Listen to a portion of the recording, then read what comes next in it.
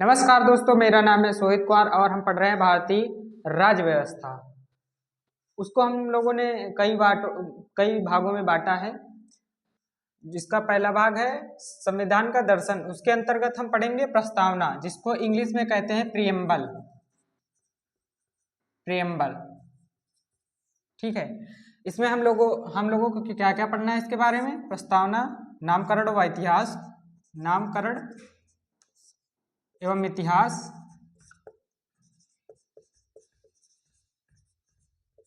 ठीक। दूसरा हम पढ़ेंगे संवैधानिक प्रावधान। प्रस्तावना का क्या संवैधानिक प्रावधान है। और चौथा हम पढ़ेंगे प्रस्तावना में कौन कौन से संशोधन किए गए। संशोधन। और फिर उसके बाद पढ़ेंगे इसमें कौन कौन से तत्व हैं। प्रस्तावना के तत्व। नामकरण में हम लोग क्या क्या पढ़ेंगे? इसकी शुरुआत कहाँ से हुई, ठीक है। इसका नामकरण किसने किया और किसने इसको पहली बार किसने पहली बार पेश किया। और संविधान के प्रावधान में क्या पढ़ेंगे हम? इसको कहाँ से लिया गया। और संशोधन मतलब प्रस्तावना में कितने बार इसको संशोधित किया गया, वो संशोधन कौन कौन से थे, इसके बारे में हम पढ़ेंगे। और तत्व मतलब प्रेम्बल में कौन कौन से तत्व हैं, तो उनका क्या मतलब है, उनका क्या अर्थ होता है, इसके बारे में हम जानेंगे। संविधान सभा का जो प्रस्तावना है प्रेम्बल, उसका इतिहास क्या है उसको जानते हैं। 13 दिसंबर 1946 को जवाहरलाल नेहरू द्वारा संविधान सभा में एक उद्देश्य प्रस्ताव लाया गया, जिसके विकसित रूप को हम प्रस्तावना उद्देशिका या प्रेम्बल कहते हैं। और इसको मान्यता कब मिली? इसको मान्यता मिली 22 जनवरी 1947 को। और लाया कब गया था? 13 दिसंबर 1946 के द्वारा। किसके द्वारा लाया गया था? जवाहरलाल नेहरू द्वारा। आइए कुछ और बातें जान लेते हैं। हमारा जो राष्ट्रीय ध्वज है, राष्ट्रीय ध्वज, उसको संविधान के द्वारा संवैधानिक मान्यता कब मिली? इसे मिली 22 जुलाई 1947 को। जो राष्ट्रीय गान और राष्ट्रीय गीत, उनको कब कब मिली? राष्ट्रीय गान जो है जनगण मन अधिनायक, उसको ये किसके द्वारा लिखा गया था, ये आप हमें कमेंट करके बताएंगे। इसको जो मिला था 24 जनवरी 1950 को। और जो राष्ट्रीय गीत है, राष्ट्रीय गीत क्या है? वंदे मातरम। वंदे मातरम, इसको भी 24 जनवरी 1950 को ही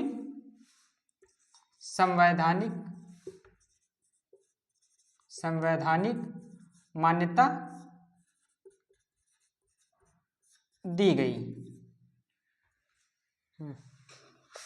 प्रस्तावना का संवैधानिक प्रावधान मतलब उसको कहाँ से, उसके विचार कहाँ से लिए गए, भाषा को कहाँ से लिए गए, आइए जानते हैं। विचार को कहाँ से लिया गया? विचार जो है यूएसए के संविधान से लिया गया है। भाषा कहाँ से ली गई है? भाषा ऑस्ट्रेलिया से ली गई है। भाषा ऑस्ट्रेलिया से ली गई है। और प्रस्तावना में 3 प्रकार के न्याय की बात की गई है, उसको कहाँ से लिया गया है? रूस से लिया गया है। और समता, स्वतंत्रता और बंधुता, इसको कहाँ से लिया गया है? इसको फ्रांस से लिया गया है। सबसे पहले तो आप संविधान की प्रस्तावना को अच्छी तरह से याद कर लें, रट लें। क्या है? प्रस्तावना क्या है? हम भारत के लोग भारत को एक संपूर्ण प्रभुत्व संपन्न समाजवाद पंथ निरपेक्ष लोकतांत्रिक गणराज्य बनाने के लिए तथा उसके समस्त नागरिकों को सामाजिक आर्थिक एवं राजनैतिक न्याय दिलाने के लिए विचार अभिव्यक्ति विश्वास धर्म और उपासना की स्वतंत्रता प्रतिष्ठा और अवसर की समता प्राप्त कराने के लिए तथा उन सब में व्यक्ति की गरिमा और राष्ट्र की एकता और अखंडता सुनिश्चित कराने वाली बंधुता को बढ़ाने के लिए दृढ़ संकल्पित होकर अपनी इस संविधान सभा में आज तारीख 26 जनवरी 1949 मिति मार्ग शुक्ल सप्तमी संवत 2006 विक्रमी को एतत् एवं संविधान को अंगीकृत अधिनियमित और आत्मसमर्पित करते हैं।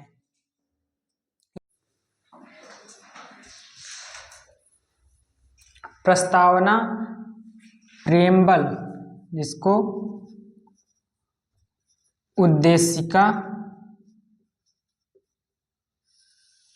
भी कहते हैं। इसका एक नाम और है जिसे आमुख, इसे कभी कभी आमुख भी कहते हैं। इसके बारे में इसे संविधान का दर्शन कहा जाता है और संविधान का सार भी कहा जाता है। इसे संविधान का दर्पण भी कहा जाता है। प्रेम्बल प्रस्तावना के बारे में कुछ कथन है जिसको किसने कहा, जैसे प्रस्तावना को संविधान की जन्म कुंडली, ये किसने कहा? ये कहा के.एम. मुंशी जी ने, कि संविधान की प्रस्तावना जो है वह संविधान की जन्म कुंडली है। और प्रस्तावना वृद्धावस्था का प्रलेख है, इसको किसने कहा? सर अर्नेस्ट बारकर जी ने इसे वृद्धावस्था का प्रलेख कहा।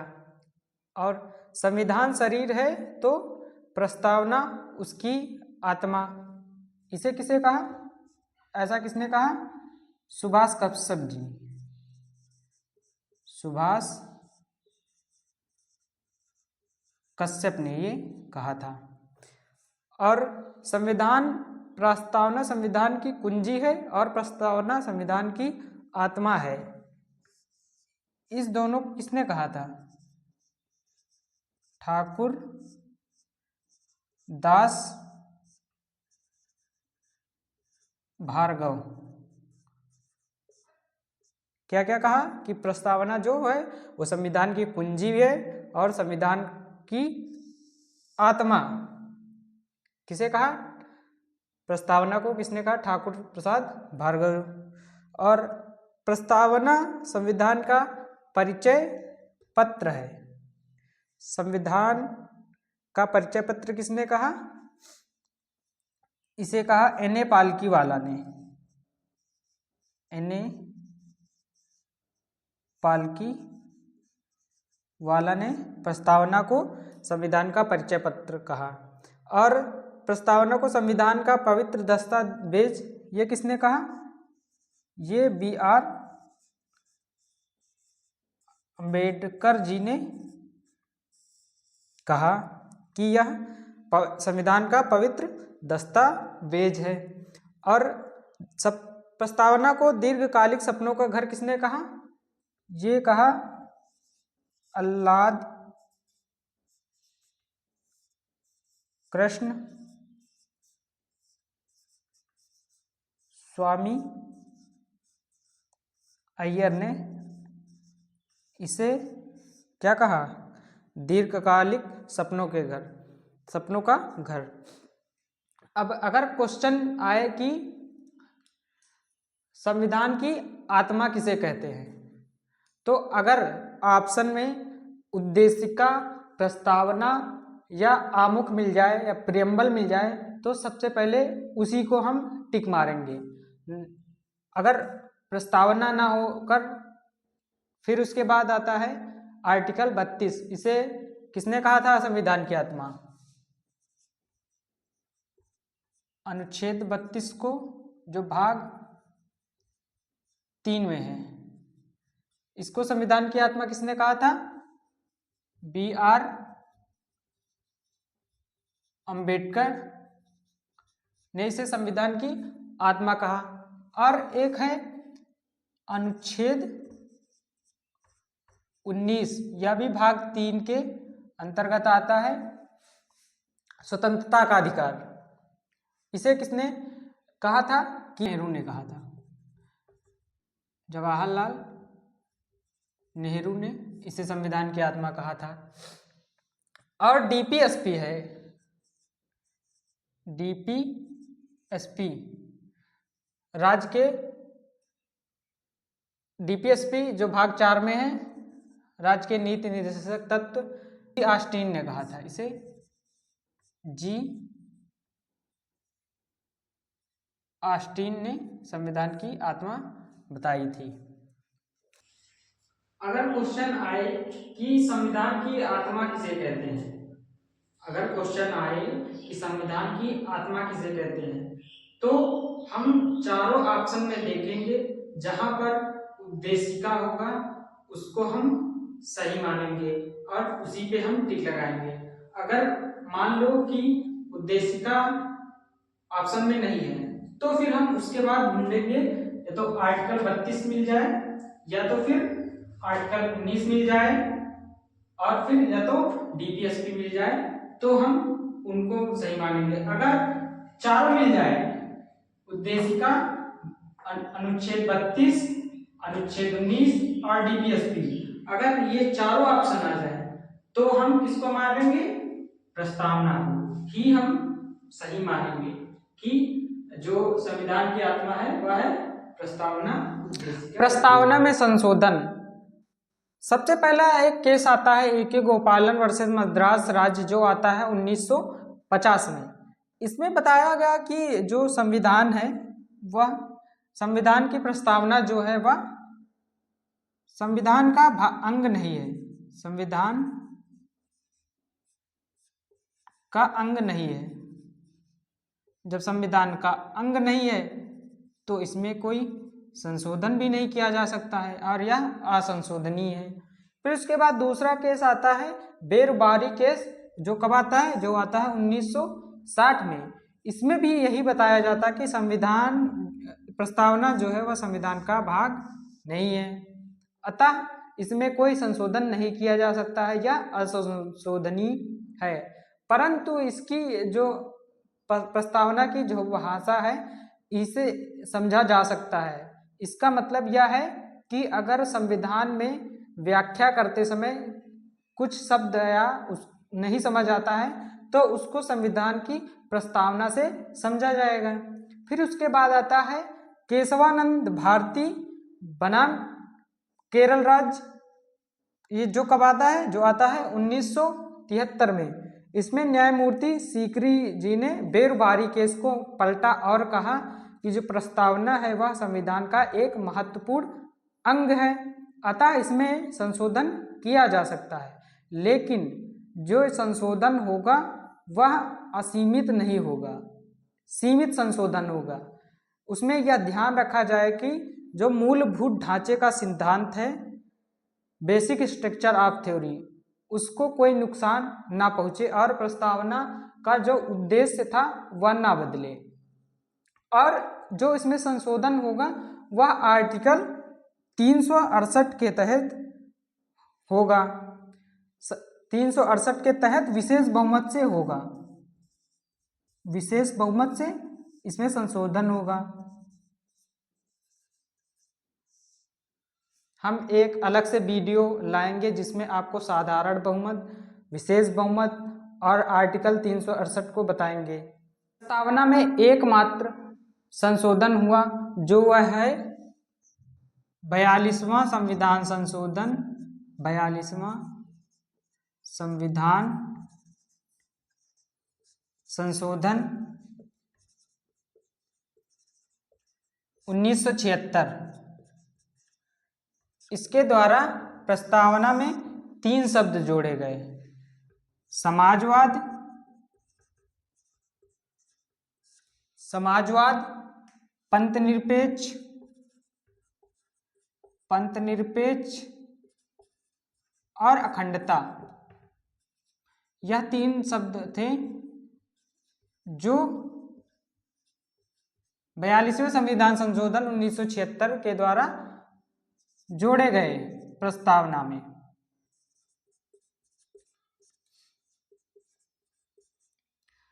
यह क्वेश्चन कई बार पूछा गया है कि वो कौन से शब्द थे जो 42वें संविधान संशोधन द्वारा प्रस्तावना में जोड़े गए। तो समाजवाद, पंथनिरपेक्ष और अखंडता, ये तीन शब्द थे जिनको जोड़ा गया था।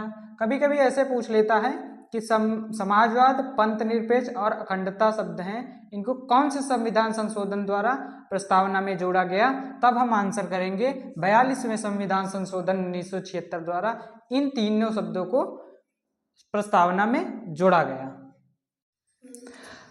प्रस्तावना के तत्व में आता है संविधान के स्रोत, प्रकृति और संविधान का उद्देश्य। तो प्रकृति क्या है? हम लोग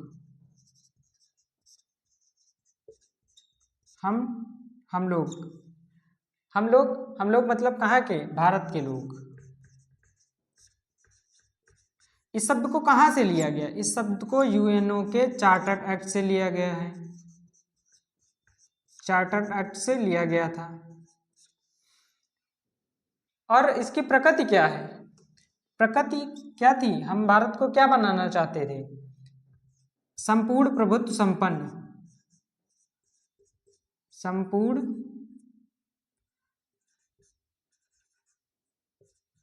प्रभुत्व संपन्न समाजवाद, पंथनिरपेक्ष,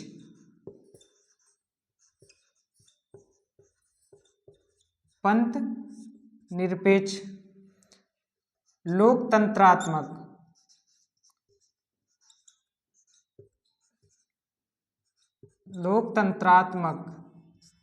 मतलब भारत में कैसा लोकतंत्र होगा, और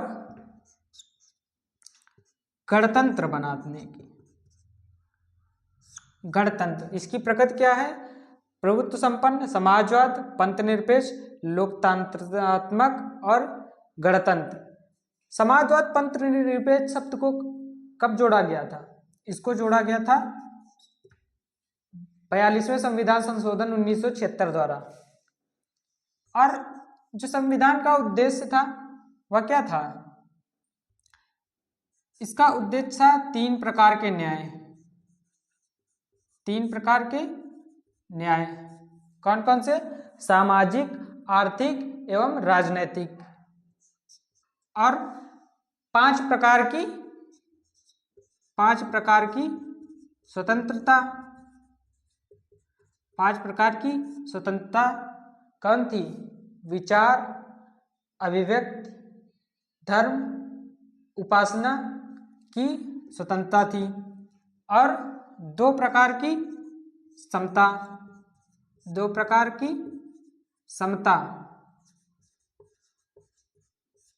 अवसर एवं प्रतिष्ठा की समता। और एक प्रकार की बंधुता, थी।